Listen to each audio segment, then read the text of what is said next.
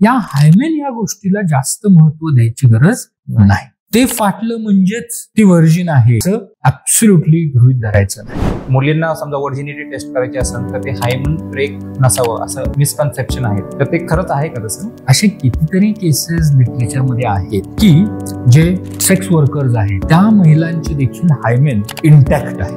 कसं काय? कारण हे हायमेन म्हणजे काय असतं? हायमेन हे स्त्रीच्या योनी मार्गावरती एक पडदा असतो. बऱ्याच जणांमध्ये हा पडदा अतिशय लवचिक असतो. किती लवचिक असतो तर तो अगदी आपण समजा दंड बैठका मारल्या, सायकलिंग केलं, स्विमिंग केलं, पळापळी केली, जिम्नॅस्टिक्स खेळले, अगदी जोरात उड्या मारल्या तरी देखील तो आपल्या नकळत फाटू शकतो. राईट. त्याला बऱ्याच वेळेला काही रक्त पुरवठा पण नसतो. त्याच्यामुळे तो फाटल्यावरती ना दुखतं, ना ब्लिडिंग होतं, ना काही होतं. हे मेजॉरिटी लोकांमध्ये असतं. काही लोकांमध्ये हा जो काय हायमेन प्रकार असतो, हा पडदा असतो, हा खूप मासाळ असतो. इतका मासाळ असतो की संबंध आले तरी तो तसाच इंटॅक्ट राहतो. कारण त्या हायमेनला एक नॅचरल होल असतंच की ज्याच्यातून आपल्या मासिक पाळीचं रक्त बाहेर येतं. सो ते जर का हायमेन अतिशय लवचिक असेल, मासाळ असेल तर ते फाटणारच नाही.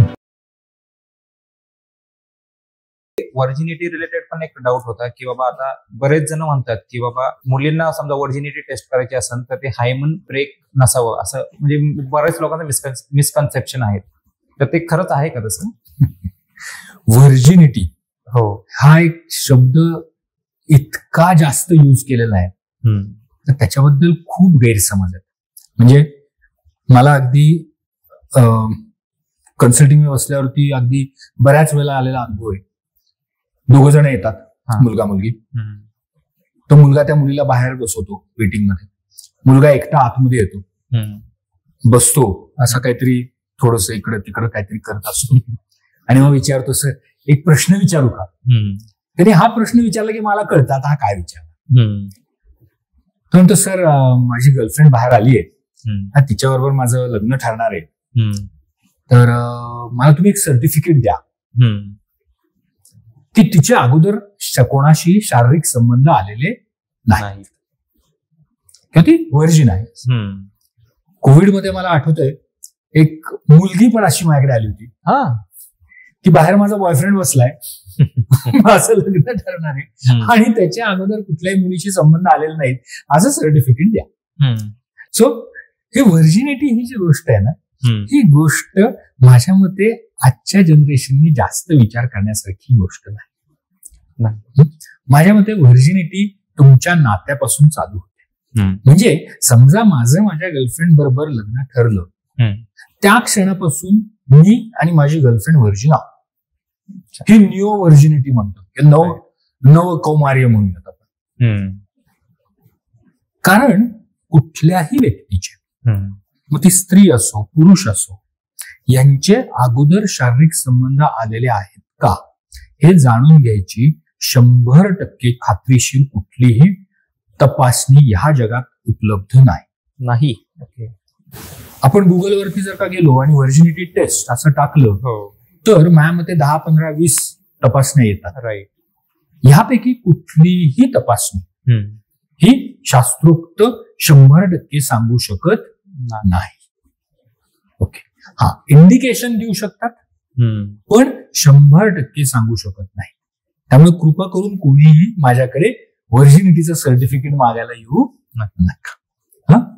पण व्हर्जिनिटी टेस्ट जेव्हा एखादा व्यक्ती माझ्याकडे येतो तेव्हा त्याला एकच सांगतो की जर का तुमच्या पार्टनरवरती विश्वास असेल तर त्याच्यासारखी दुसरी खात्रीशीर टेस्ट नाही. जर बाबा रे तुझ्या पार्टनरवर भरोसा नसेल तर हे नातं इथेच माझ्याच कन्सल्टिंग मध्ये तोडून टाक.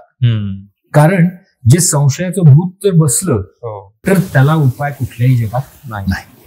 त्यामुळे व्हर्जिनिटी याला जास्त महत्व देण्याच्या ऐवजी आपण आपला पार्टनर, आपलं नातं तयार झाल्यावर आपल्याशी एकनिष्ठ आहे का ह्या गोष्टीला जास्त महत्व द्यायला पाहिजे. बरोबर. केवळ एखाद्या व्यक्तीचे शारीरिक संबंध अगोदर आलेत याच्याने आजच्या आपल्या संबंधांना काहीही अडचण येत नाही.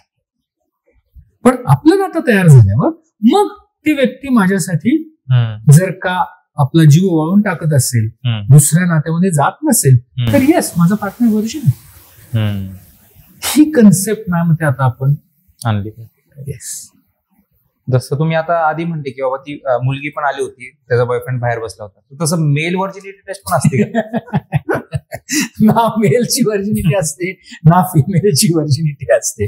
मी म्हणलं तसं की तुमचा तुमच्या पार्टनरवरती भरोसा ठेवणं, तुमचा तुमच्या पार्टनरवरती विश्वास ठेवणं, तुम्ही तुमच्या पार्टनरशी एकनिष्ठ असणं, हीच मेन व्हर्जिनिटी आहे. मग तुम्ही अगोदर जरी तुमचे संबंध आलेले असते तरी देखील त्याचा ह्या नात्यावर काही परिणाम होऊन द्यायचा नाही. ओके. हे जे तू हायमॅन आणि हे जे काय बोललास ना, तर असे कितीतरी केसेस लिटरेचरमध्ये आहेत की जे सेक्स वर्कर्स आहेत, वेश्या व्यवसाय करणारे आहेत, त्या महिलांचे देखील हायमेन इंटॅक्ट आहेत. कसं काय? कारण हे हायमेन म्हणजे काय असतं, तर हायमेन हे आपल्या स्त्रीच्या योनी मार्गावरती एक पडदा असतो. ओके. हा बऱ्याच जणांमध्ये हा पडदा अतिशय लवचिक असतो. अच्छा.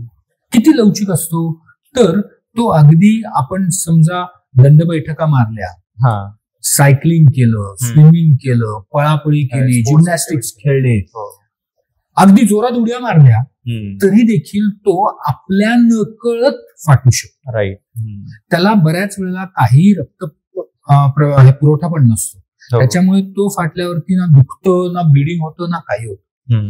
हे मेजॉरिटी लोकांमध्ये असतं. काही लोकांमध्ये हा जो काही हायमेन प्रकार असतो, हा पडदा असतो, हा खूप मासाळ असतो. इतका मासाळ असतो की संबंध आले तरी तो तसाच इंटॅक्ट राहतो. कारण त्या हायमेनला एक नॅचरल होल असतंच की ज्याच्यातून आपल्या मासिक पाळीचं रक्त बाहेर येतं. सो ते जर का हायमेन अतिशय लवचिक असेल, मासाळ असेल, तर ते फाटणारच नाही. आणि त्याच्यामुळे या हायमेन या गोष्टीला जास्त महत्व द्यायची गरज नाही. ते फाटलं म्हणजेच ती व्हर्जिन आहे असं ऍब्सोल्युटली गृहीत धरायचं नाही. सो प्रत्येकात ते हायमेन फाटतच असं नाही, ते बऱ्याच वेळेला इंटॅक्ट तसंही राहू शकतं. त्यामुळे हायमेनला खूप महत्व देऊ नका. बरेच जण माझ्याकडे येतात आणि म्हणतात आमचे संबंध आले, आता हायमेन फाटलं की नाही बघा. हो. काही लग्न पण तुटले त्या कारणास्तव. नाही, काही लग्न पण तुटलेत. माझ्या एका मित्रांनी एक त्याच्यावरती शॉर्ट फिल्म पण केली होती, ज्याला खूप अवॉर्ड्स मिळाले. जुई म्हणून फिल्म आहे.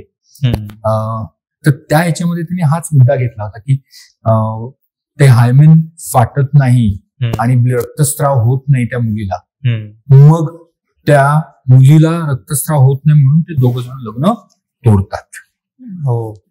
सो त्यामुळे हायमेन फाटतं की नाही, रक्तस्राव होतो की नाही, ह्या गोष्टीपेक्षा आपण आपल्या पार्टनर बरोबर व्यवस्थित संबंध ठेवू शकतोय का, ते सॅटिस्फॅक्शन मिळतंय का, आपण आपल्या पार्टनर बरोबर नातं चांगलं करू शकतोय का, ह्याला जास्त महत्व द्या, ना की ते हायमेन आहे का नाही.